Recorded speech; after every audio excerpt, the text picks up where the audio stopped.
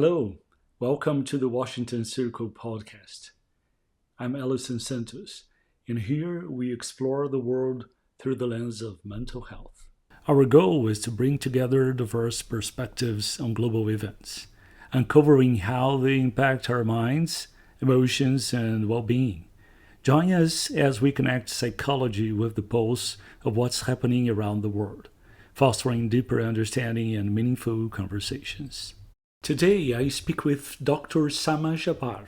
She's a consultant psychiatrist in Palestine, former head of the mental health unity at the Palestinian Ministry of Health, and associate clinical professor of psychiatry at George Washington University. She specializes in cognitive behavioral therapy, age gap, and the Istanbul Protocol, and consults for international organizations. Her key interests include prisoners' rights, suicide prevention, and historical trauma. An advocate for Palestinian mental health for over 2 decades, Dr. Jabr has authored several books on trauma and resilience and is founding member of the Palestine Global Mental Health Network. She frequently speaks on liberation psychology and mental health ethics in conflict zones. My goal with these interviews is not to present my own opinions, but rather to ask critical questions that help you understand our guests' perspectives on their regions and their insights as mental health professionals regarding their societies. In this episode, we discuss several important topics, including suicidal ideation in times of war, how Palestinians perceive Israeli people, colonization and its psychological impact, liberation psychology, the significance of occupation in their daily lives, the nuances between terms like anti-Semitism and Islamophobia, the generalization of the term terrorist, cognitive biases, and their influence on societal views, the historical context of prejudice against Jews in Europe compared to the Arab world. Alongside this episode, I'm also releasing an interview with an Israeli psychologist who shares her perspectives from within the Israeli community.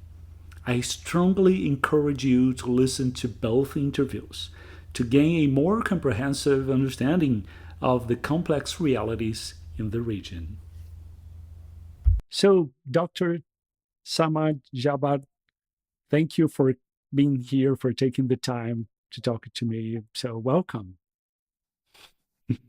Thank you very much. Thank you for having the interest. And I'm happy to be with you today.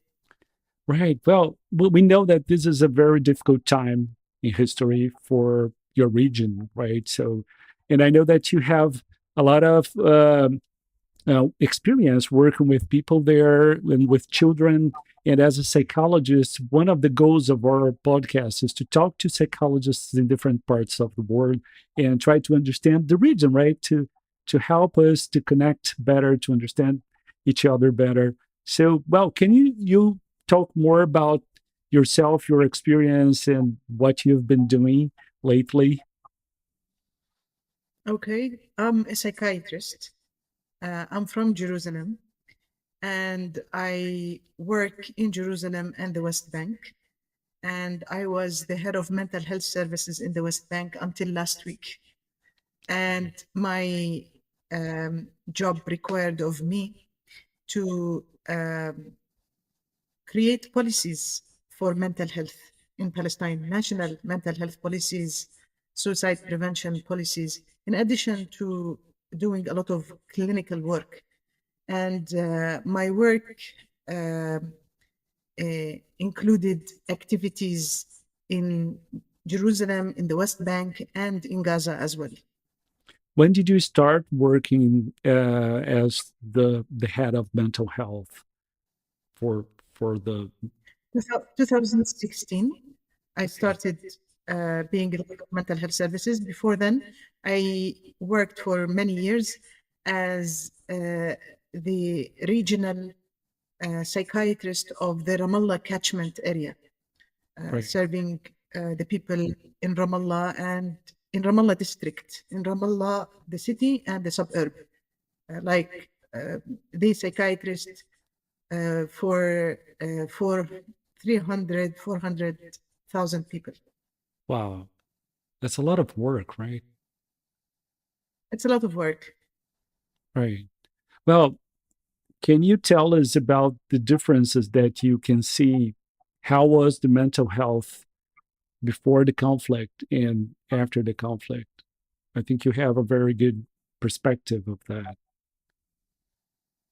Well, the conflict has been there since a long time ago. Yeah, So, yeah, what is before the conflict? I don't know really. I'm born to this reality, I and it see. has always been challenging in Palestine. But I can tell you that when I trained in France in psychiatry, my chef de service, the person responsible for clinical services, he used to see from 3 to 5 people per day. My first day in Ramallah Community Mental Health Center required of me to see 50 to 60 people. And we are very few psychiatrists and very few clinical psychologists. So we had to run the services in a way that depends a lot on other people in the helping profession. So I have been training many doctors and nurses, counselors, school teachers to provide mental health response to people who need help, to deal with common mental disorders like anxiety, depression, panic attacks. This was helpful. In Gaza, I was involved in establishing a school mental health system and an effective community mental health system. I was involved in training doctors and nurses on the MH gap, the mental health gap, the kit of the WHO. Right. I was also involved in training emergency room doctors and nurses on providing a suitable response to patients who have suicidal ideation. We have to rely on other people in the helping profession to meet the needs. Palestine spends very little money on mental health, Right. and the number of specialized mental health staff is very small. And you can imagine that the need is and the demand is very high.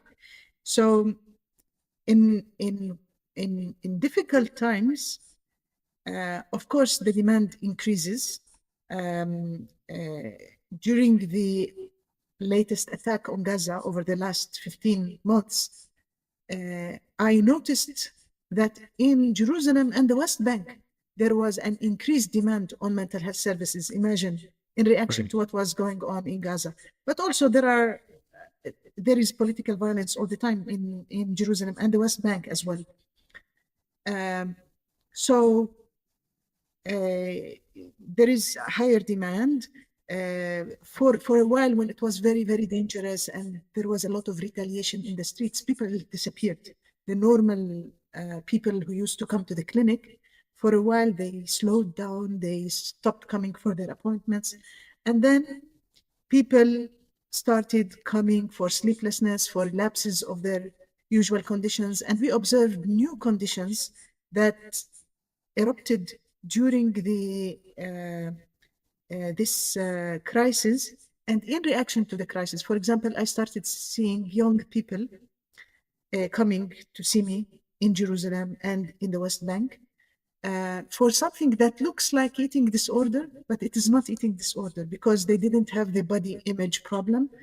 Their symptoms were a reaction to starvation in Gaza. Many young people had difficulties. They had insomnia, anxiety, in reaction to images of death and trauma. Young women became reluctant to get pregnant or became depressed because they felt that bringing young people to this dangerous reality is not a wise decision sometimes. So, of course, there is reaction to the political context that impact the clinical picture of the people that we see in our clinical work, in our daily work. Yeah. Well, yeah, I'm a clinical psychologist as well, and I see working here in DC and also in Brazil, and we know that it is a privilege to see reality from a different perspective because we see people in their personal dilemmas and personal struggles every day. Um, and I see that you also work with suicide prevention. Did you see that with the attacks in these last 15 months, right? The suicide ideation and the suicide rate increased. Do you have these data or at least the perception of it? We don't have accurate data about suicide because suicide, among other mental health issues, is one of the things that are most stigmatized. Yeah. So people tend to mask it in many ways. But my observation on suicide is that usually people who express suicidal ideation or death wish are people who have major clinical disorders. Right. And over the past year, I saw a few who didn't have a clear clinical disorder, and they talked about death wish or suicidal ideation, and it was part of their worldview. They thought Right. that it is very tiring Right. and to continue living.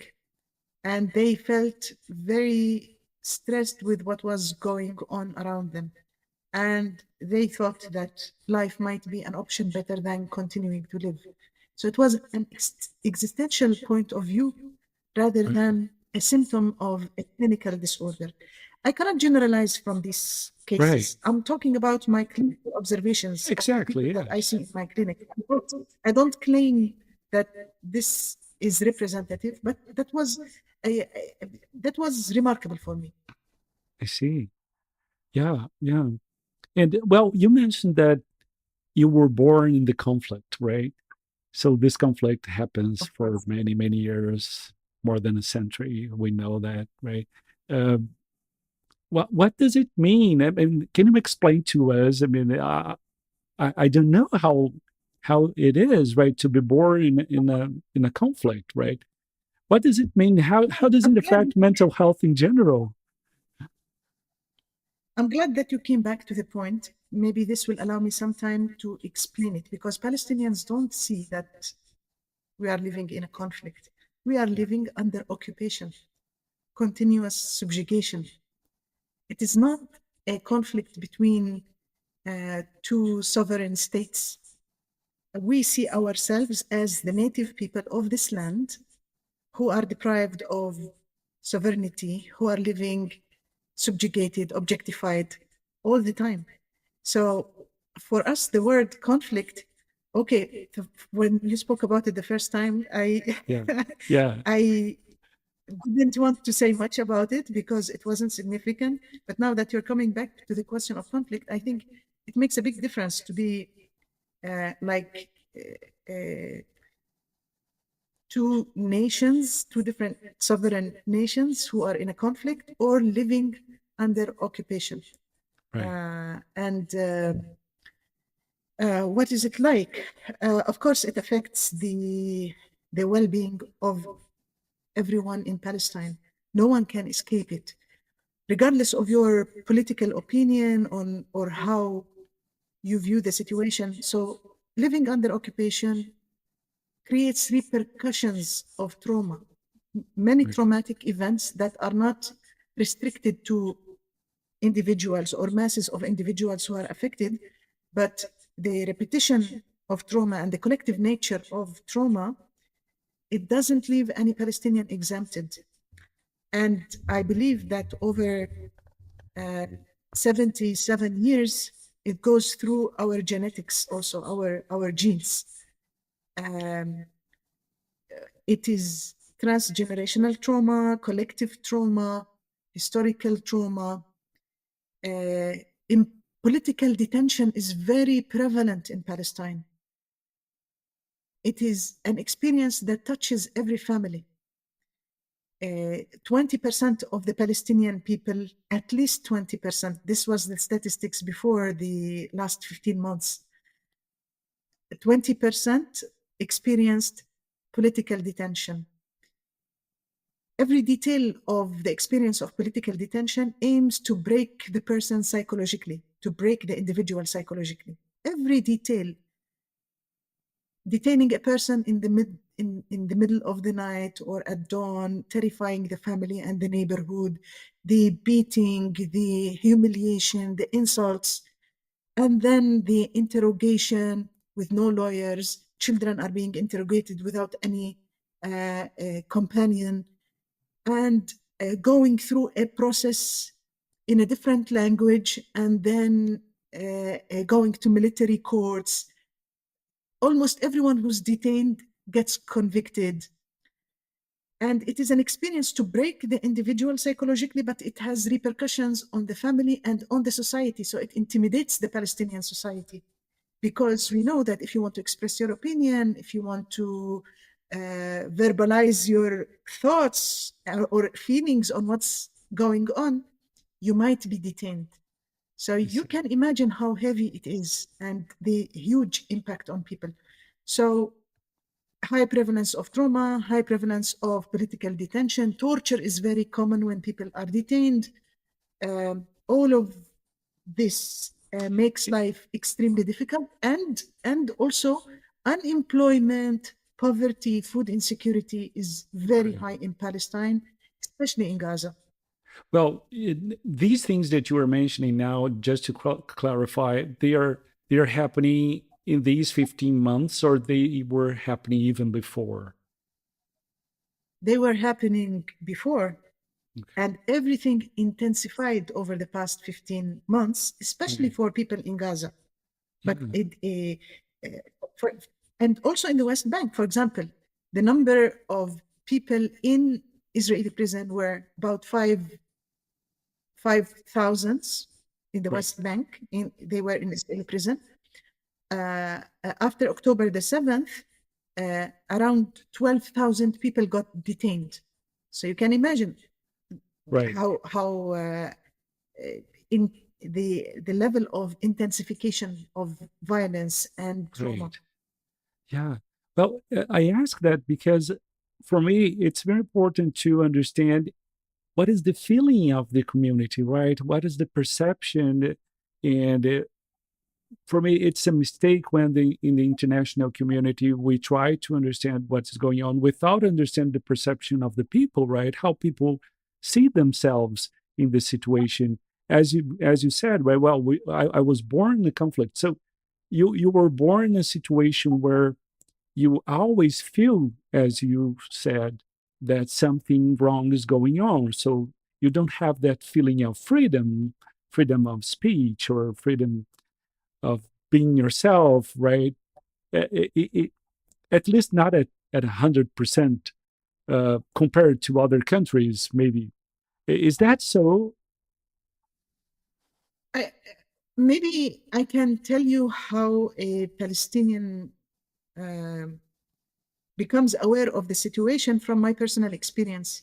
Right. When the massacres of Sabra and Shatila took place in Lebanon against the Palestinian population in Lebanon in 82, I was 6-year-old. And I remember that morning waking up to go to school, but my parents didn't go to work. Everyone was weeping. There was a lot of sadness and grief in my home in Jerusalem in reaction to what was taking place in Beirut, in Lebanon. Right.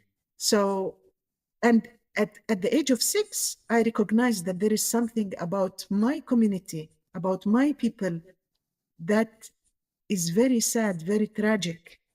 So grief can be felt very easily and very early in life. even if we don't, of course, at the age of 6, I could not understand what Sabra and Shatila means. What does it mean when we say Palestinian refugees, phalangists, all this, the terms were difficult for me to understand, but I could sense the pain. And as we grow older, we become aware of all the inhibitions, all the things that we are not supposed to do or to say, how to watch out not to verbalize our opinion or feelings. Right. I grew up in a home where my parents were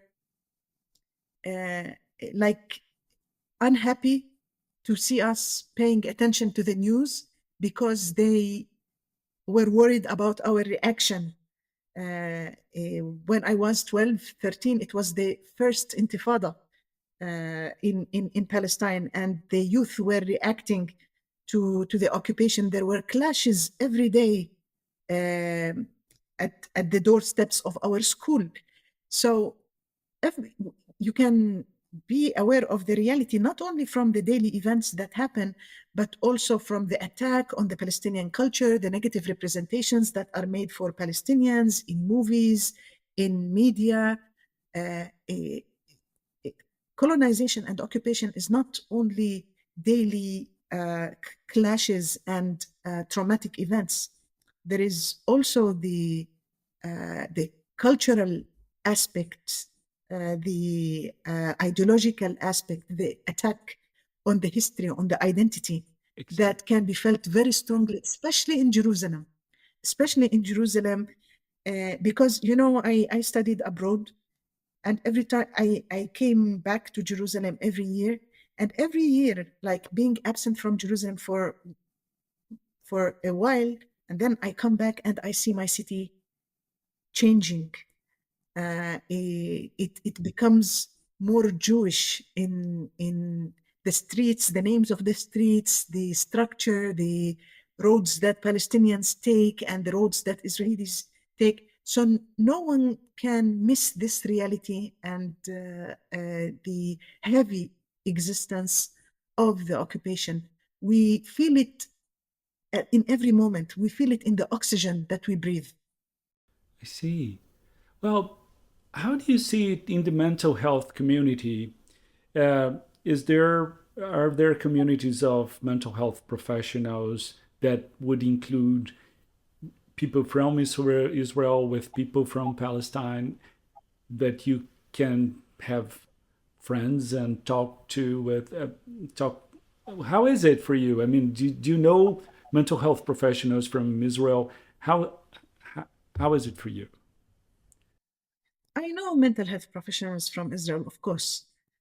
I grew up in Jerusalem and had part of my um, professional formation, professional development in Israeli uh, places. But it is clear that the vast majority of Israeli professionals support the occupation, not only in their way of living, but also professionally. Some doctors, for example, in Israel, were advocating force feeding, which is against the Malta Accords, against the ethics of medical doctors. Some Israeli mental health professionals serve the the prison system that is responsible for the torture and the interrogation of Palestinians. Very few mental health professionals within the Israeli system speak against the occupation or oppose it. Very few. And these people in difficult times, they also might feel afraid and be quiet. So historically, we know that many mental health professionals served colonization.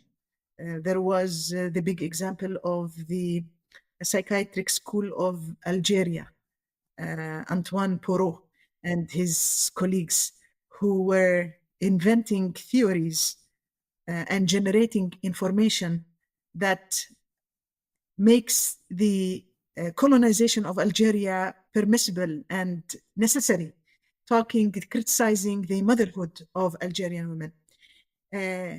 And here sometimes we hear comments by doctors or mental health professionals who contribute to pathologizing the Palestinians or creating a negative representation of Palestinians. But in general, Israeli health professionals who are experts on trauma, they usually neglect opposing the political aggression that is creating mass traumas for Palestinians. And this is a big disappointment in our profession. I see. Yeah. Well, trying to help people who are far from there but have a strong opinion about your region, right? As we see everywhere, right? Especially in the academic community, as you were part as professor in many places, right? Also here in the United States, right? At the George Washington University, right? You're a professor here as well, right? So I'm part of the global mental health program. They send students to Palestine. They used to send students to Palestine. that's great. Yeah. So, well, what could you say? Could you tell those people who think that uh, they try to justify the acts of the Israeli government because of the Hamas actions and the terrorist attacks? How do you in Palestine see those terrorist attacks, and how do you see Hamas? One thing that might be relevant to mental health professionals, and it comes from liberation psychology, is that we need to de-ideologize. Exactly. So the word terrorism is not a fact. It's not like gravity. It is an ideology. It's an ideology. What is terrorism? Who defines terrorism? What is anti-Semitism? Why hatred against Jews is called anti-Semitism, while hatred against Muslims is medicalized and called Islamophobia? I invite mental health professionals to dare and question the ideology that is maintaining the status quo and permitting a lot of colonization and a lot of maintaining the Israeli occupation of our land. So we see that Nelson Mandela was called a terrorist. And then he became a freedom fighter and a world leader. Yeah. We see that the people who were called terrorists are now coming back and liberating Syria. So the definition of terrorism needs to be discussed. I don't want to get into my political views and how I see the situation in Palestine, but I just want to say that not everyone who is resisting the occupation belongs to Hamas.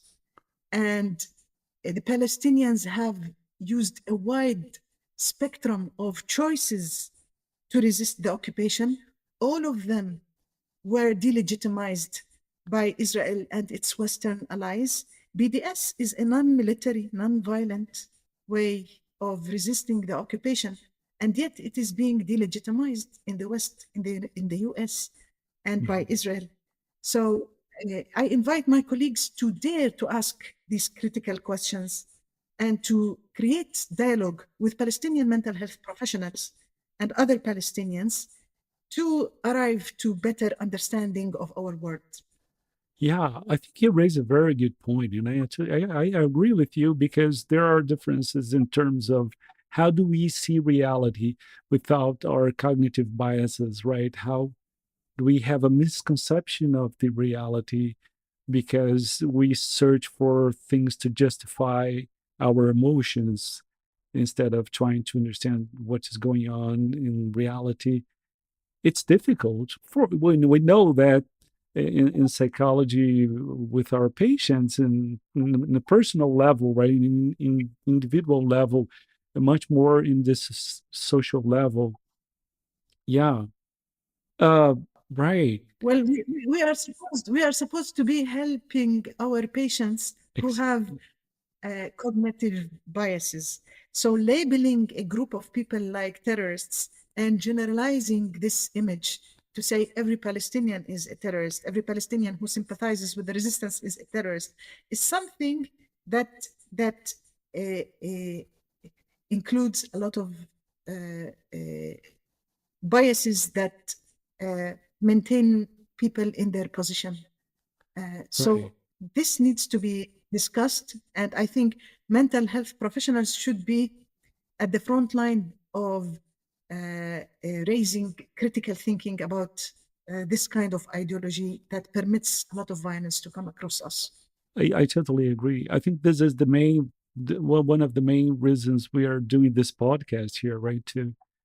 To help, and it's my belief that mental health professionals can be building bridges because we have at least a lot of things in common, at least our scientific view of things, or at least the the attempt to be good scientists in mental health, right? Yeah. What do not you not think that? not only the science part, but also empathy and care and Yeah, being in a profession that improves the well-being of people and yeah, being involved in the prevention.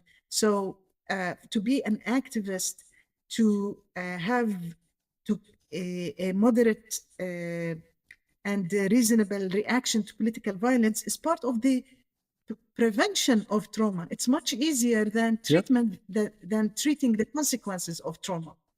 Yeah, definitely. Yeah, we know that many of the problems that our patients are facing are a result of social problems, right? Right. And I totally agree with you.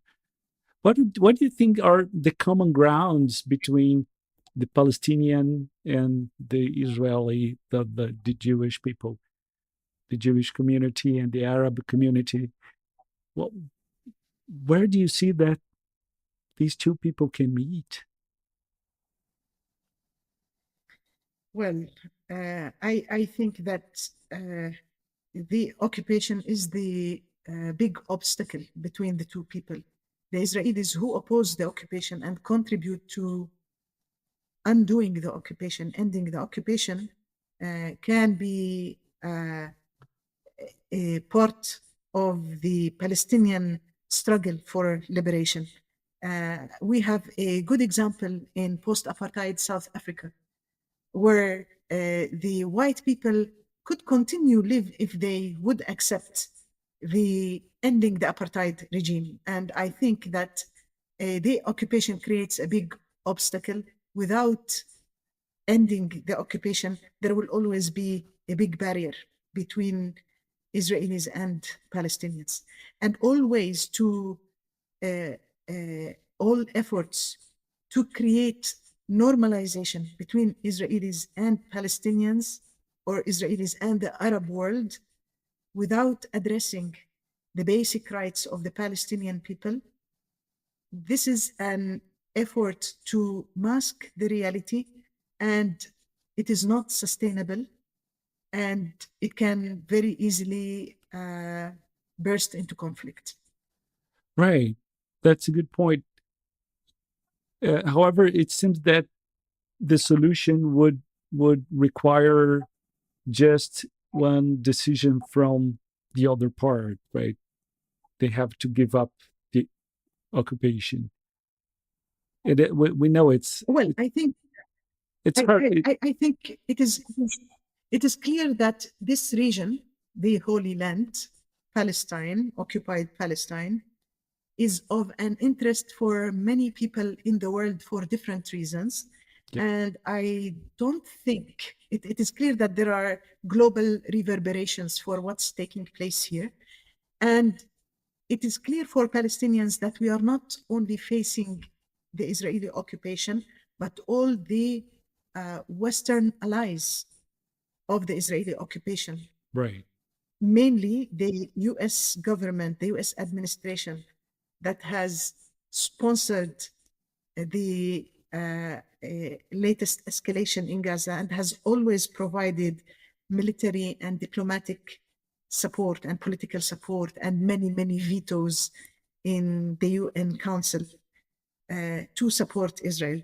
So I don't think that it is up to Israel only to give up its occupation. There is an important role for the world, not only Western powers. We saw recently how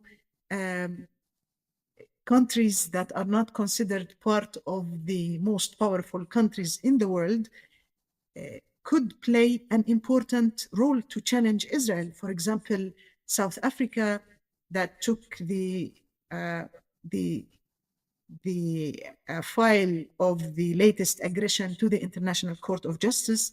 Now there are efforts in Brazil to go after the soldiers who committed war crimes.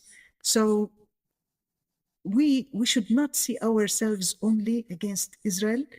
There are main players in the world. They can play an important role to end this situation, to end the Israeli occupation of the Palestinian land. Right. Right. Do you think it's possible? It is possible. It is possible. And we see the real face of the Israeli occupation being exposed to the international community.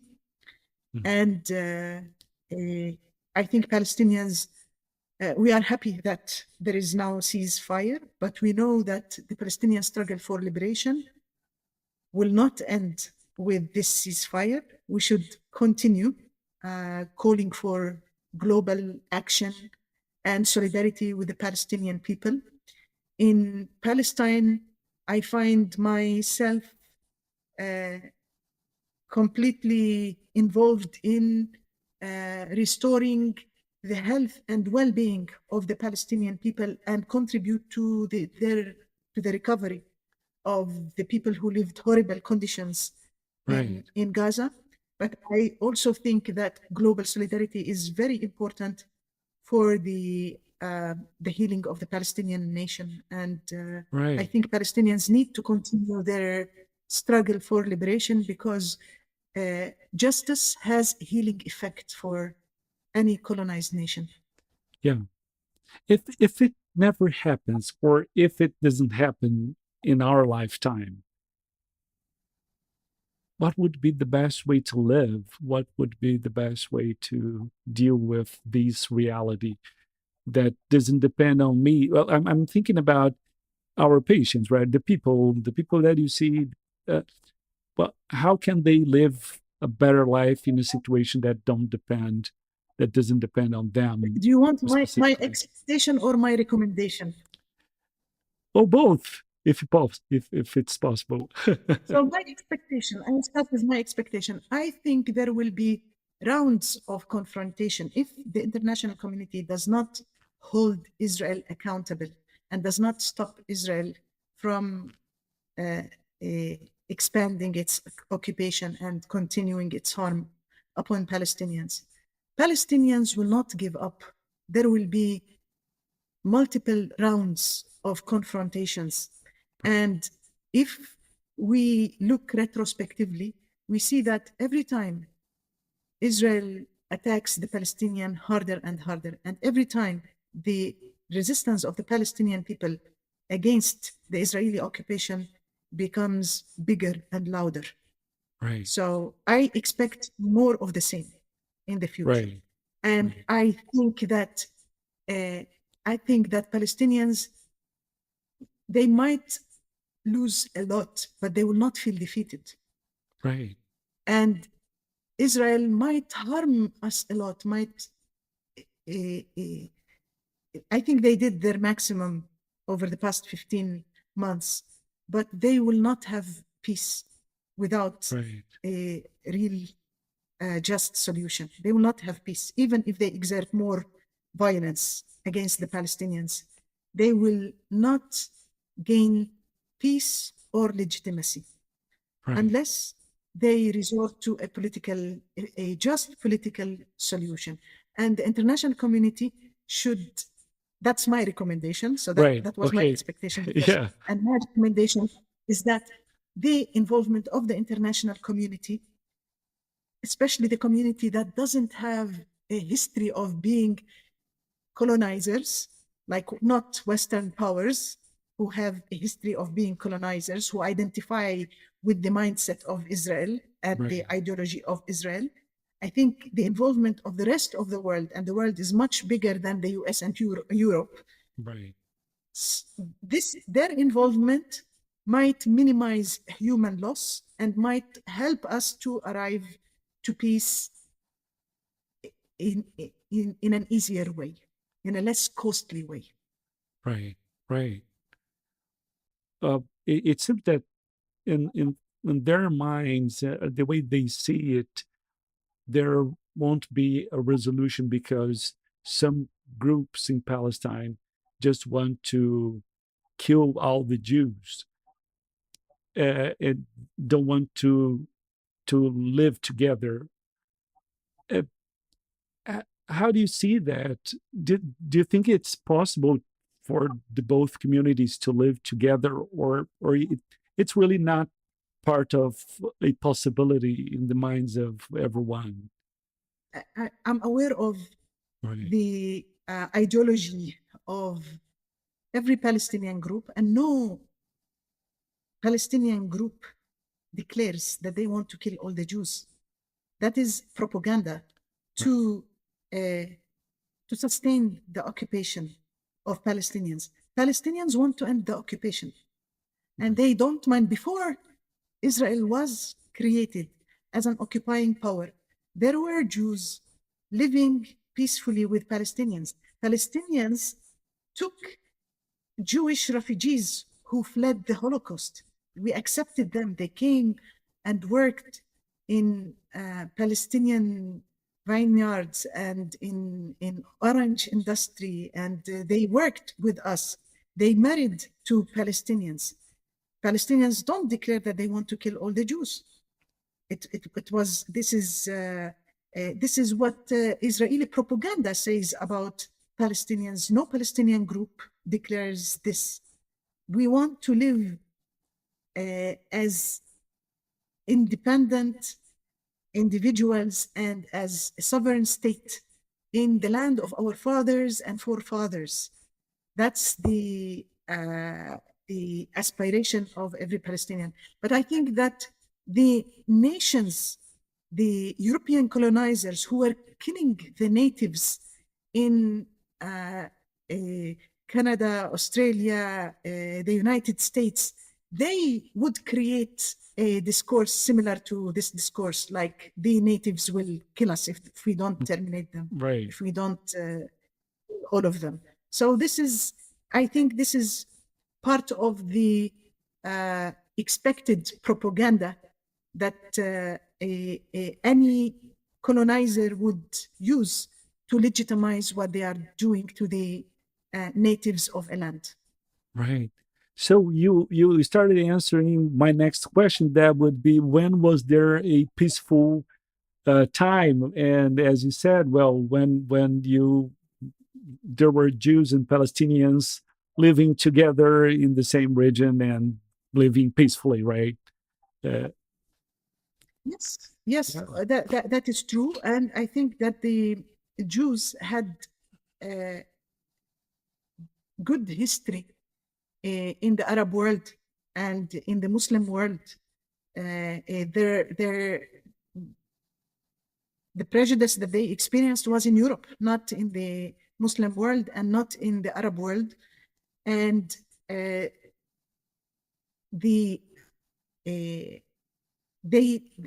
things started getting difficult between Israelis and Jewish occupiers following the occupation of Palestine and following the declaration of their intentions to occupy Palestine.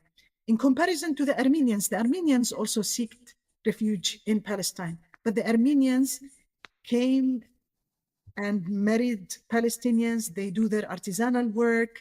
They integrate. They didn't bring their arms with them. They didn't bring guns when they came to this land. While the Jewish Europeans, the European Jews who came seeking refuge, some of them brought guns, and they were empowered by Britain to occupy the land. They are interested in land with no people, and they planned massive deportation, massive expulsion of the Palestinian people. That's our problem with them is not with their religion. It's not with their genetic composition. Our problem with them is with their behavior. And every Palestinian makes a big difference between an Israeli occupier and a Jewish person who is against the occupation. Right. A Jewish person in Europe or in the US who speaks against the occupation. And these people are highly valued by Palestinians. Right. That's so interesting. And many of them are Holocaust survivors themselves. So the Holocaust cannot be used as pretext to occupy Palestine. Do you agree with this idea, this perspective, that most of these decisions, political decisions, they are not made by the people in general, but by few people who seek power, and they make the decisions and convince people or manipulate people to think the way they want. But the majority of the people, if they see reality, they wouldn't agree. Do you think that? What do you think about that? I'm not sure if I was clear. I think this is true. Mainstream media, academia, economy can be controlled by an influential minority that shapes the policies, especially in the West. There is a silent majority that says we are not interested, this is too complicated, why should we care about it? And they are willing to passively pay their tax money to support the political agenda of the influential minority. Right. But I think that the latest crisis has mobilized an important number of grassroots movements and ordinary people in the streets, and they started learning about Palestine and challenging the power structure within Western countries that historically support the Israeli occupation. So I think this mobilization should not be stopped after ceasefire. It should continue in order to create a real change within the countries that call themselves democracies. Right. I think that the will of the people and the feelings of the people should be respected and translated to political decisions. Right. I think that the people in the West, in the US, they start learning more about the situation in this region and sympathizing with the Palestinian cause. But still there is a gap between this understanding and how it is reflected in politics, in the politics of the American administration. Yeah. And what is in the essence of human being is the connectivity with other people, right? If we put people from different cultures, different nationalities, and don't tell any of them who they are from or what they believe, but ask them to live together, it's very likely that they will become good friends, right? Because we know that we look for connectivity, right? This is partially true, There is also the desire to maintain colonial privileges. Well, yeah, And, trying to understand. But do you think that colonial privileges are is it natural? Is it innate with our essence? it is something that probably people learn. Yeah, People find it in the status quo in which they live, and they don't want to give it away. yeah. It it's a privilege. It brings comfort. It brings power. Yeah, I agree with you. Yeah, but I'm thinking about children, right? You work with children as well, right? So, uh, Yes. if these privileges and these colonial ideas that we have, they are learned, we can. It means that we can learn. We can relearn different things, right? It's a challenge. It's difficult, but it's possible, right? Yes, and I think people can uh, learn from their experience and from the experiences of other nations that lived in similar circumstances. Palestinians need to revisit the history of other nations that managed to liberate themselves. We learn a lot from South Africa, we learn a lot from Algeria, and we learn from our own experience and the experiences of our elders.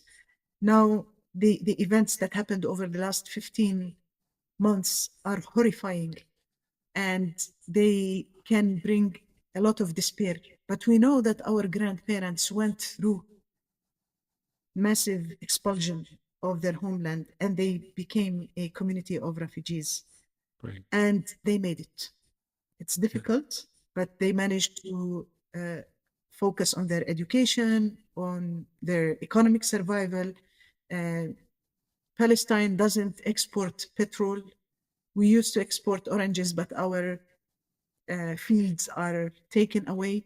We export educated human beings who go to the Gulf and to other countries in the region and teach others. Palestinians are among the population, the most educated population in our region. Alphabetism, illiteracy is very low in Palestine. And with trauma, post-traumatic growth can come sometimes. And Yes. we see the devastating effects of trauma, but we can also observe post-traumatic growth of the Palestinian people. Absolutely. Yeah. Yeah. Well, I have this hope that we can educate people. And as you are educating me now with your reality, and I'm learning a lot. And I hope that we can uh, do more of this, right? And try to build more bridges with other people as well. Well, is there any other thing you would like to mention in this conversation? Again, I want to thank you for your interest, and uh, I'm happy that you asked some critical questions. And I think with the first step to promote an educational dialogue is to ask critical questions. Yeah. Well, we can't pretend things are not there, right? We have to talk about, there are no other better ways, right? We have to talk about these things. And I'm very thankful and grateful that you took the time and accepted my invitation.